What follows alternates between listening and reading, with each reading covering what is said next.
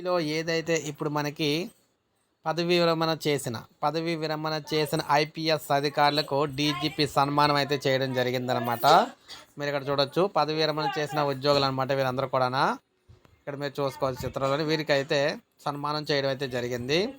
Police శాఖకు సుదీర్ఘకాలం సేవలందించి పదవి విరమణ చేసిన డీజీ ర్యాంక్ అధికారిని అంజనా సిన్హా, ఐజీ వెంకటరామిరెడ్డిలను డీజీపీ ద్వారకా తిరుమలరావు సన్మానించారు. మంగళగిరిలోని డీజీపీ ప్రధాన కార్యాలయంలో వారినైతే ఇక్కడ సత్కరించారనమాట. ఈ అధికారుల సేవలను చిరస్మరణీయంగా గుర్తుండిపోతాయని ఎన్నో త్యాగాలు చేసి పోలీస్ శాఖకు వెలకట్టలేని సేవలు అందించారని డీజీపీ కొనియాడారు. వారి ఆరోగ్యంతో జీవితాన్ని కూడా ఆనందంగా గడపాలని చెప్పి ఆకాంక్షిస్తున్నాం అని చెప్పేసి అన్నారన్నమాట. సో ఈ విధంగా మనం చూసుకున్నట్లయితే ఉద్యోగులకైతే సన్మానం చేయడం ఇదొక చిరస్మరణీయ సంఘటన అని చెప్పుకోవచ్చు. ప్రతి ఒక్కరు కూడా కావాల్సింది ఇదే. సో ఇది మనకి లేటెస్ట్ అప్డేట్ ఉద్యోగులకు సంబంధించి.